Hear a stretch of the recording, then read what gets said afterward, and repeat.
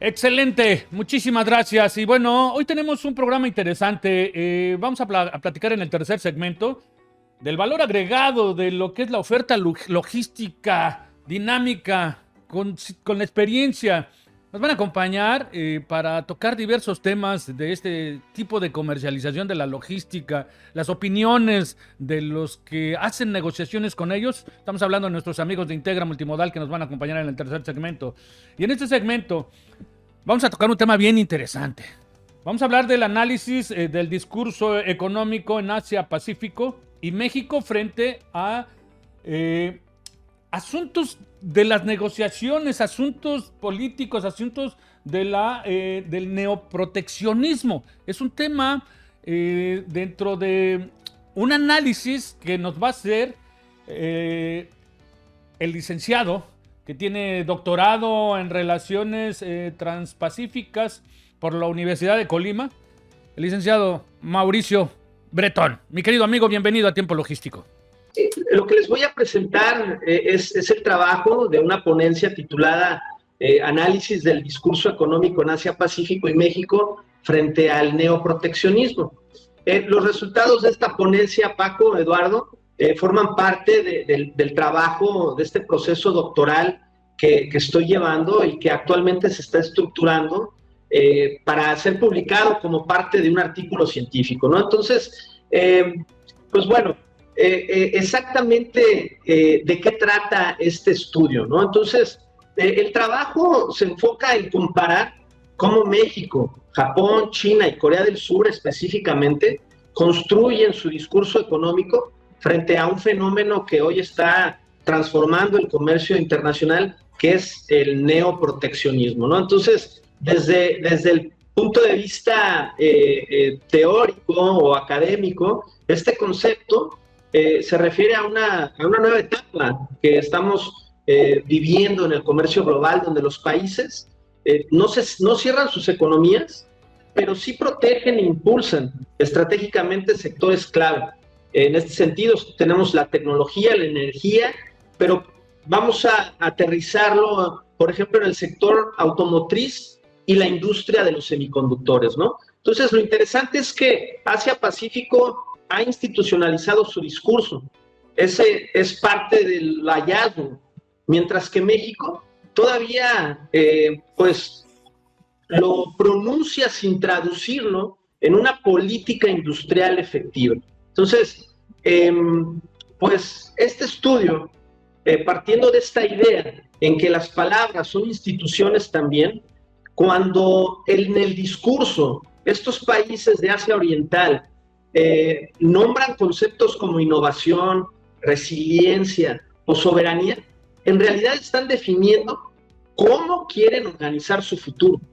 Por eso comparo los discursos de estas tres naciones con la de México, para entender cómo cada uno de estos países construye su narrativa a través del discurso económico frente al neoproteccionismo contemporáneo.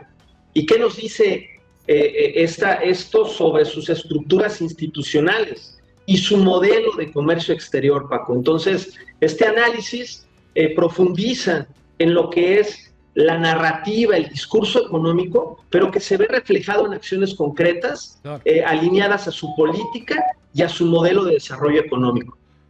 Coherentes, podríamos decirlo así, porque bueno, claro, si de por sí ellos en ese sentido son eficaces, han sido inteligentes e intuitivos en todo el desarrollo y el crecimiento de la logística. Y bueno, yo quisiera preguntarte, Mauricio, primeramente gracias por traernos este temazo aquí a los micrófonos. ¿Qué diferencia hay entre el discurso asiático y el nuestro, el mexicano?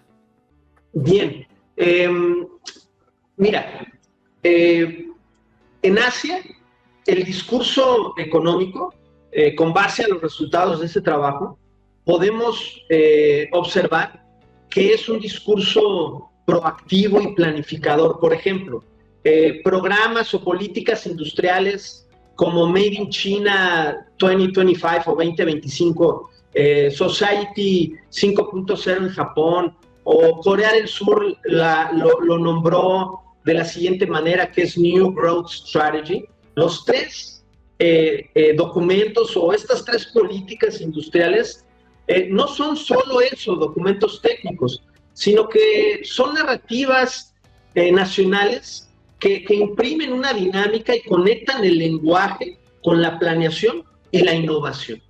Entonces, por el contrario, en México observamos, y así lo pudimos corroborar en este análisis documental, que el discurso sigue siendo reactivo y adaptativo. Es decir, se habla de apertura, de confianza y competitividad, pero no existe como tal un marco institucional coherente que traduzca estas palabras en una verdadera política industrial, ¿no? Entonces, tú hace unos momentos mencionaste un concepto clave en esto, que es la coherencia institucional. Entonces, donde no hay coherencia institucional, las palabras se convierten o mejor dicho, no se convierten en una política. Donde no la hay, es decir, el discurso queda en buenas intenciones. Entonces, la coherencia institucional que observamos en estos países de Asia Oriental es congruente con este discurso y cómo lo llevan las instituciones a cabo. Entonces, la diferencia principal está en la dirección del lenguaje que podemos entender o que podemos adentrarnos en la lectura de estos documentos, ¿no? Creo que el programa más relevante o mencionado hoy día es la política industrial china, que ellos titulan Made in China 2025, ¿no? Entonces, estas narrativas nacionales conectan el lenguaje con la acción, planean, coordinan e innovan. Esto se pudo analizar, se pudo observar en estos documentos, en este análisis documental, más de 20 documentos de instituciones gubernamentales formaron parte de este análisis y nos llevan a encontrar o a contrastar que en México, como lo mencioné anteriormente, el discurso sigue siendo reactivo y adaptativo, ¿no? Se enfoca mucho o se le da mucha importancia a la inversión extranjera, a la confianza, a este entorno de inversión, pero sin un marco institucional que garantice la planeación o la transferencia de tecnología. Oye, mi querido Mau, pero perdóname por interrumpirte. ¿En dónde quedó las instituciones en México? ¿Dónde quedó la investigación? ¿Dónde quedó esa independencia de darle la credibilidad a las instituciones para que le catapulten todo este tipo de acciones que creo que nosotros estamos careciendo en ese sentido, ¿no? Me parece en este momento abismal la diferencia de lo que ellos tienen a lo que tenemos nosotros, salvo tu buena opinión al respecto de lo que comento. Paco, creo que ese es el tema central de la discusión del desarrollo económico y se traduce al modelo de desarrollo. Te puedo adelantar que existe una teoría institucional en lo que es la economía, el estudio de la economía, y de ahí se desprenden diferentes modelos de desarrollo. Lo que sucede aquí es que en Asia podemos observar que el Estado ha sido un motor del desarrollo, es decir, implementan herramientas de planificación para el desarrollo de sectores estratégicos o la consolidación, creación de zonas económicas especializadas, pero se articula a través de las instituciones, a través de un marco regulatorio donde realmente la institución crea esa sinergia entre los diferentes actores, sector público, sector privado y la academia. Otro elemento muy importante, la inversión en investigación y desarrollo. Entonces, en México lo que nos damos cuenta es que tenemos así se le dice, un ecosistema fragmentado y realmente no hay una coordinación interinstitucional. Entonces, pero se resume mucho al estudio del modelo de desarrollo. Y para no entrar o no desviar un poco el tema, sí, tenemos el modelo neoliberal y tenemos el modelo en el que el Estado forma parte o ingiere de una manera, tiene injerencia de forma importante en el desarrollo económico. Y esto está directamente relacionado a la coherencia institucional, que es un temazo, de verdad. Es un temazo, de verdad. Perdóname por interrumpirte, pero es un asunto que si nos profundizamos en esta materia, nos acabamos el programa y le continuamos, ¿eh? Yo creo que Eduardo trae otra pregunta bien interesante para poderle dar continuidad a esta charla, que nos puedas cumplir con diversas preguntas que tenemos. Por supuesto, doctor. Pues es que todo esto que acaba de comentar es sumamente interesante, pero pues también para que nuestra audiencia sepa cómo todo este discurso pues se aterriza, si me permite la expresión, en el comercio exterior mexicano, ¿no?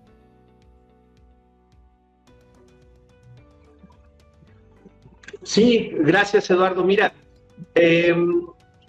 pues la verdad es que este tema es, creo que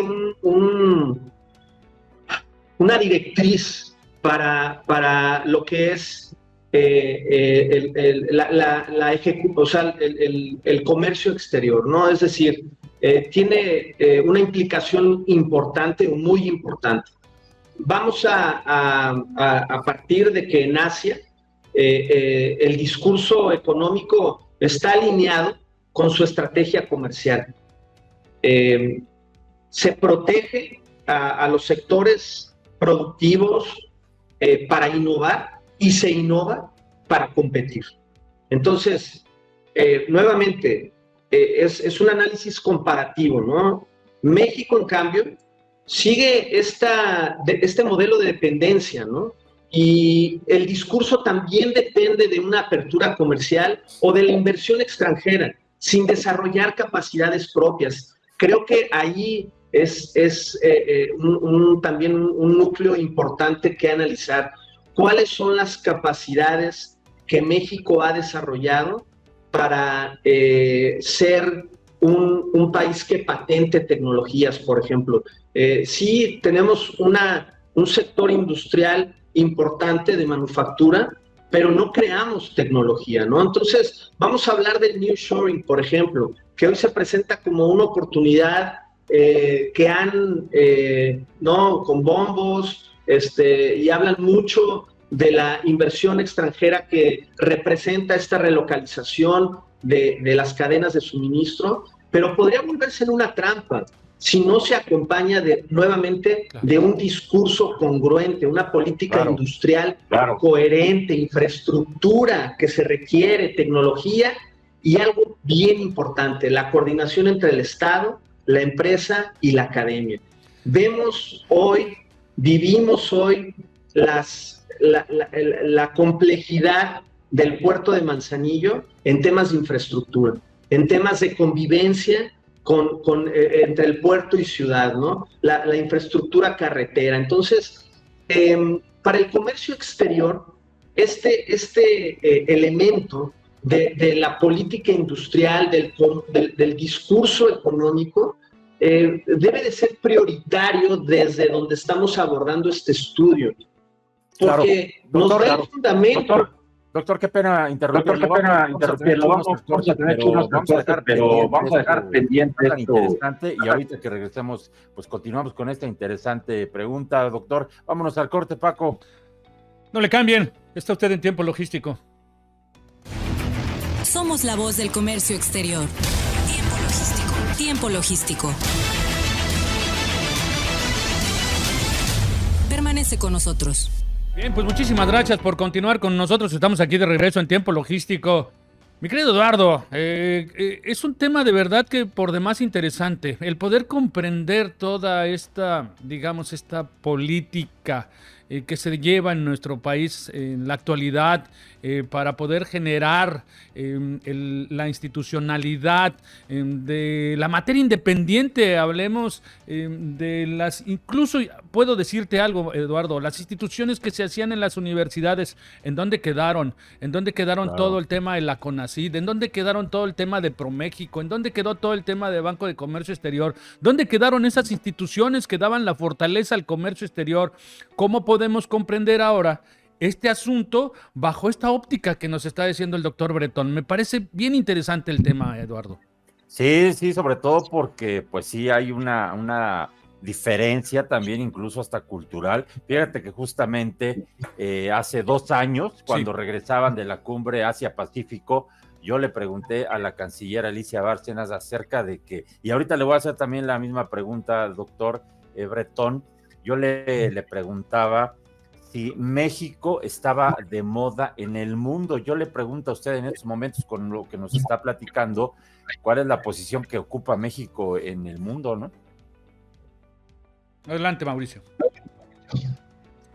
Pues, híjole, qué pregunta tan compleja, interesante y compleja al mismo tiempo, ¿no? Porque yo creo que el año pasado, finales del año pasado, el nearshoring nos puso definitivamente en el tema caliente, ¿no? De ser ese lugar a donde iban a aterrizar mucho capital. Sin embargo, creo que, pues bueno, la geopolítica, este nuevo orden que Estados Unidos está articulando y esta guerra comercial con China nos han puesto en un escenario más frágil, ¿no? Cambiaron las reglas del juego, doctor. Pero les tengo una sorpresa, ¿eh? Justamente el día de hoy, Donald Trump, perdónenme por interrumpirlos, justamente hoy, ese tema lo vamos a investigar bien, Eduardo, para verlo y aterrizarlo la siguiente semana. Porque Donald Trump acaba de tener una reunión con los chinos y creo que es el fin de la guerra comercial. Puede ser la expectativa general, pero bueno, vamos a esperarnos hasta tener toda la información completa. Mauricio, independientemente de ese comentario, porque me parece muy interesante lo que comenta Eduardo y de esa pregunta que le hizo a la canciller, yo quisiera ver, para no perder el hilo de tu participación, ¿qué significa coherencia institucional en este contexto de lo que nos estás platicando? Paco, Eduardo, mira, creo que llegamos al punto importante en términos de análisis, porque es un indicador que se puede fundamentar. La coherencia institucional significa que las reglas, los incentivos y la gobernanza trabajan en la misma dirección. O sea, es decir, articula hacia una misma dirección el trabajo que imprimen las instituciones a través de una política industrial o una política económica, ¿no? Entonces, en los países asiáticos, esa coherencia permite que el discurso de innovación o resiliencia, por ejemplo, nuevamente, estamos hablando de conceptos que se definen y se convierten en acciones concretas. Y la lectura es la misma, sin importar la institución desde dónde está participando esta institución. Y eso en México lo vemos fragmentado, ¿no? Es decir, las instituciones suelen operar de esta manera aislada, o como bien lo decía, creo que el usar el término fragmentado es lo más adecuado, ¿no? Porque debilita la capacidad del Estado frente a la planificación a largo plazo. Ojo, eso es lo que ha llevado a los países asiáticos a lograr ser este epicentro del desarrollo económico a nivel mundial, ¿no? Es como si todos hablaran de desarrollo en México, pero cada uno en un idioma distinto, ¿no? Y en Asia es el mismo lenguaje, por eso la importancia, ¿sí?, de este análisis del discurso. La coherencia institucional se traduce en la capacidad de un Estado de alinear sus reglas.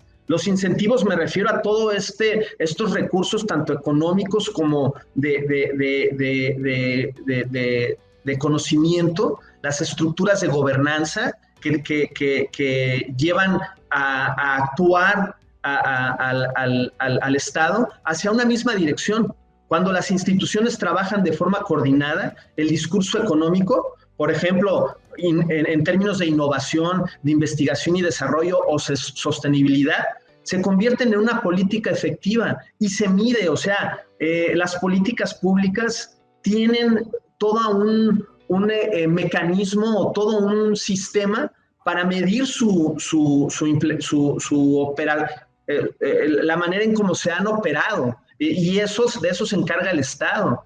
En cambio, cuando las instituciones son fragmentadas o contradictorias, el caso que venimos analizando en México, el discurso se queda en papel. Los países asiáticos, esa coherencia permite que los planes de largo plazo, por ejemplo China, con su 14º plan quinquenal, se mantengan estables a través de gobiernos y coyunturas. ¿Sí? En México, la falta de continuidad institucional interrumpe esos procesos de aprendizaje, ojo, eso es bien importante, claro, y acumulación de capacidades productivas, y esto limita el impacto del comercio exterior en el desarrollo sostenible de un país. Claro. Eduardo, vamos a aprovechar el tiempo, nos queda poco tiempo para el pleonasmo, tenemos poco tiempo con Mauricio. Tienes otra pregunta por ahí, lo habíamos platicado. Sí, pues yo le quisiera preguntar cómo es que se inserta este concepto del neoproteccionismo en este panorama, ¿no? Claro, sí, ¿no? Fíjate que llegamos a esta parte de cierre porque el neoproteccionismo inteligente nuevamente es un concepto, ¿no?, que incorporamos al lenguaje y se acuña derivado de los resultados de este estudio, digamos, en este nuevo consenso global, ¿no?, donde no se trata de proteger por miedo al mercado, ¿no?, o a la competencia, sino de proteger con un propósito específico, fortalecer sectores estratégicos, incentivar la innovación local, reducir la dependencia tecnológica. O sea, no es descubrir tampoco el hilo negro. Claro. Los modelos de desarrollo económico en China, Japón, Corea del Sur, por ejemplo, lo aplican con la visión de Estado. En México, por ahora, pues en el discurso el nearshoring lo menciona, pero no hay ese mecanismo institucional que nos asegure esa transición. Somos muy vulnerables a lo que sucede en el exterior o a las decisiones que toma Estados Unidos. Entonces, este concepto de neoproteccionismo inteligente, pues se da en respuesta a este entorno contemporáneo de crisis, de un modelo. No se trata de cerrar las economías, porque se pudiera traducir o entender a eso, sino de proteger con propósito, proteger sectores que impulsan la innovación, la tecnología o la transición hacia un modelo más sustentable, ¿no?, un modelo verde. Y entonces el punto es, o sea, no se defiende el proteccionismo por miedo al mercado, sino para fortalecer capacidades internas antes de competir, ¿no? Entonces, fortalecemos el sector industrial interno y entonces sí, nos abrimos a la competencia. Y eso son lecciones, experiencias que se pueden observar simplemente teniendo un enfoque analítico. China, Japón y Corea han aplicado esta lógica desde hace muchos años. Y en México, el discurso del nearshoring, pues podría ser un punto de partida, ¿no? Pero todavía carece de como les había dicho, ¿no?, de este mecanismo institucional y de planificación para que se traduzca realmente en una verdadera estrategia de desarrollo industrial. Correcto. Quiero aprovechar el tiempo porque ya nos falta muy poco y para hacerte una pregunta más, dentro de todo este panorama me gustaría que nos dieras, digamos que un pequeño análisis y ver ¿qué lecciones se puede aprender en nuestro país, en México, con todo este tema asiático, con todo esto que platicas de China, de Asia, de Japón? ¿Qué podemos aprender? ¿Qué se puede aprender en la parte de la institución, en la parte de nuestro gobierno federal? Y, por supuesto, la iniciativa. Sí, claro, Paco. Mira, como parte de los resultados de este trabajo, de este estudio, pues se llega a la conclusión que México no necesita copiar un modelo o este modelo asiático, pero sí creo que hay mucho que aprender de su lógica institucional. 3 lecciones concretas. Planificar con visión de largo plazo, no solo reaccionar a coyunturas. Entonces, la planificación ha sido un elemento clave para el desarrollo tanto de Corea como Japón y China. Segundo, proteger sectores estratégicos para desarrollar capacidades propias. México ha sido los últimos años ensamblador de automóviles por excelencia. Creo que hoy día vemos una política industrial que dirige esfuerzos y recursos hacia el sector automotriz, ¿no? Con un automóvil marca propia e incursionar en el sector de los semiconductores, que no nada más es un elemento clave para esta industria automotriz, sino para el sector o la manufactura de electrodomésticos y de cualquier tecnología, computadoras, celulares. Y tercero, innovar con coherencia, o sea, articular la política industrial, la ciencia y el comercio exterior hacia un mismo propósito, y son las instituciones. Nuevamente, o sea, dentro de los alcances que este trabajo o este estudio presenta, es que se puede diseñar una política pública sobre la cual podamos medir la coherencia institucional. Entonces, para finalizar, México no necesita copiar el modelo asiático, pero sí aprender de su lógica institucional. Bien, pues es un tema que futuramente te vamos a volver a invitar, amigo, porque a mí dentro de todo esto se me quedaron muchas preguntas en el tintero. Se quedó mucho por preguntar, Paco. Claro, aparte inquietudes, coincido con muchas cosas contigo, sin embargo, bueno, hay muchos aspectos en los que tenemos que ser muy transparentes para poder, no estamos generando o tratando de hacer un conflicto de una opinión diferente, sino que sencillamente tratando de hacer entender que los que conocen de toda esta materia y de todos estos propósitos, de todos estos procesos, puedan llegar estas voces a los oídos correctos. Esto me parece muy importante, muy interesante y muy responsable, mi querido Mau. De verdad, estoy muy agradecido contigo por esta colaboración. Se nos fue el tiempo volando. Nos vamos a coordinar, nos vamos a tomar un cafecito y vamos a platicar de esta materia. Paco, antes de despedirnos, doctor, muchísimas gracias por estar aquí con nosotros. Déjame mandar un par de saludos. Adelante, Eduardo. Para la licenciada Yadira Díaz, que nos está escuchando, la directora de Comercio Exterior de la Cámara Nacional de Comercio, y le quiero mandar también una felicitación a una persona que recientemente fue su cumpleaños, a nuestro querido como colega Lenin Cázares, que hoy su programa estuvo fantástico, así que pues un abrazo hasta Manzanillo. Bueno, seguramente te está escuchando, ahorita me va a decir el buen Lenin. Claro. Pues muchas gracias, mi querido Mauricio, te mandamos un abrazo grande. Si alguien está interesado en esta investigación y saber más, yo con mucho gusto los contacto con Mauricio Bretón para poder hacer un análisis más profundo, para poder apoyar a que todo este tipo de información llegue a un buen nicho y se pueda tener una voz más fuerte. Muchísimas gracias, mi querido amigo. Un abrazo. Gracias a ustedes también. Un fuerte abrazo para ustedes también y a todos. Gracias. Gracias. Hasta la próxima. Nos vamos a un corte, mi querido Lalo. Vámonos al corte, Paco. Regresamos. Somos la voz del comercio exterior. Tiempo logístico. Tiempo logístico. Permanece con nosotros.